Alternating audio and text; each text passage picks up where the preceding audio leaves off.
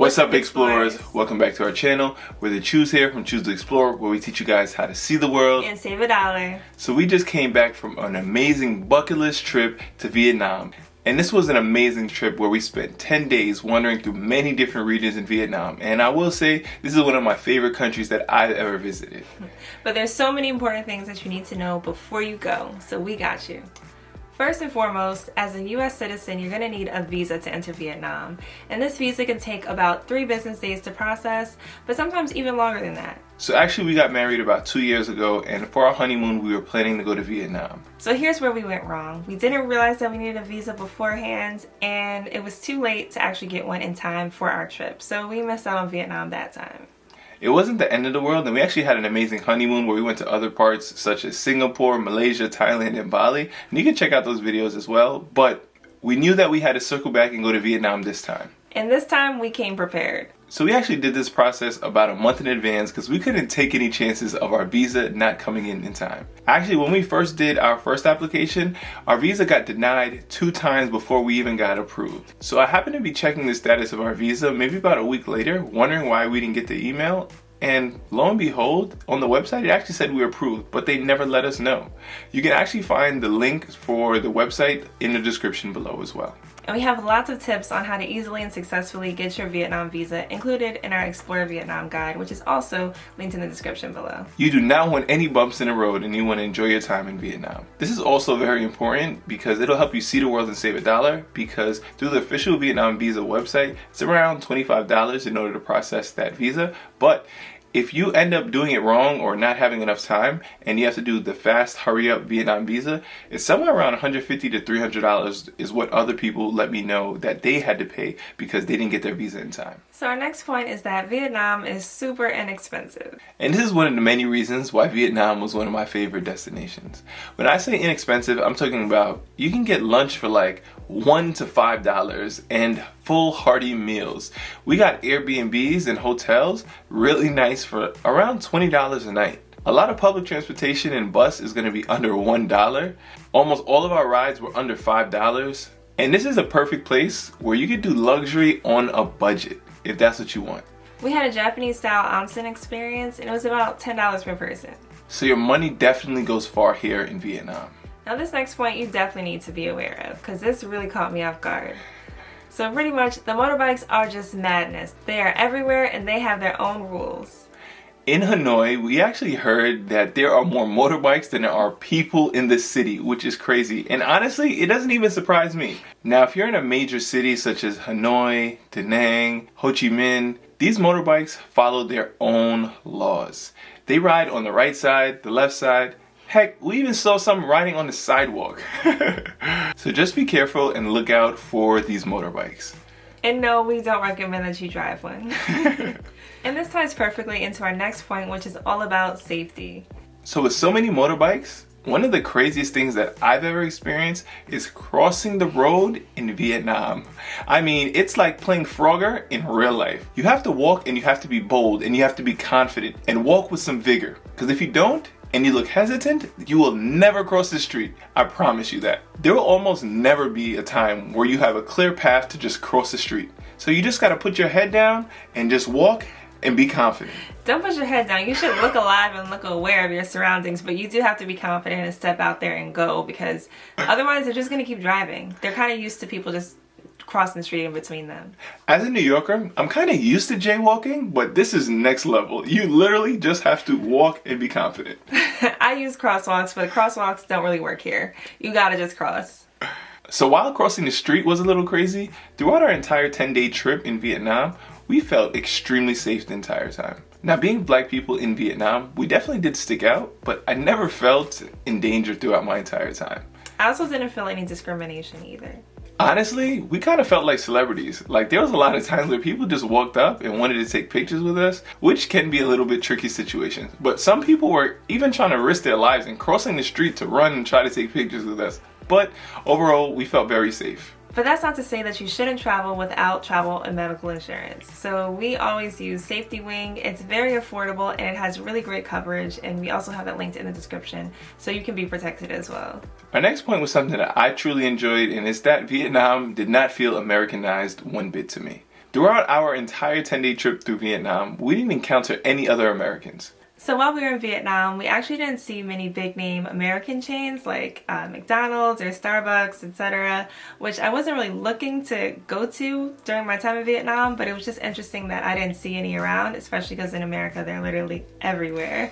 But yeah, that was just interesting to notice. Based on the history between the United States and Vietnam, I was actually super surprised that so many people embraced us as Americans. When we told people that we were Americans, they would say, "America number one," which is the exact opposite of what I thought I would hear throughout my time in Vietnam, but it definitely was a good experience to be welcomed in Vietnam. Overall, I can definitely say Vietnam had a very authentic feel to it. The next point that I highly recommend is that you need to spend some time in Vietnam. Vietnam is not a place that I believe you should just spend 3-4 days in. Because of the diversity of the country, it's really a place that you could really spend a good amount of time. Because we both work jobs and we have limited PTO, we typically spend 4 to 5 day long weekend trips.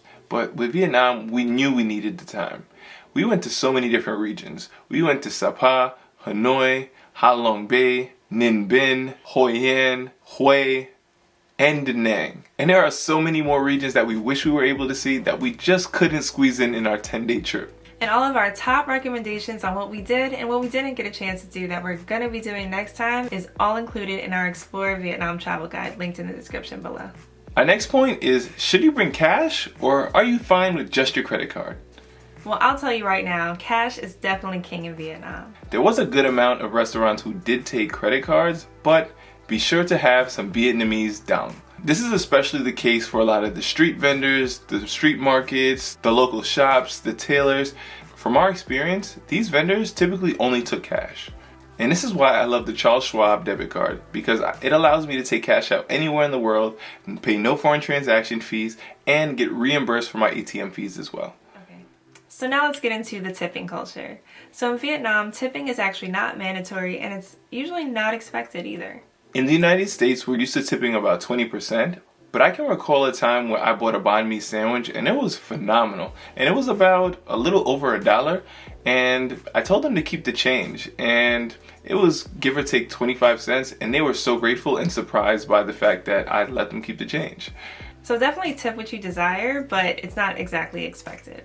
So our next point is about Grabs. So if you're not familiar, a Grab is a rideshare app similar to Uber or Lyft. And it's not just used in Vietnam, it's really useful in many different countries in Southeast Asia as well.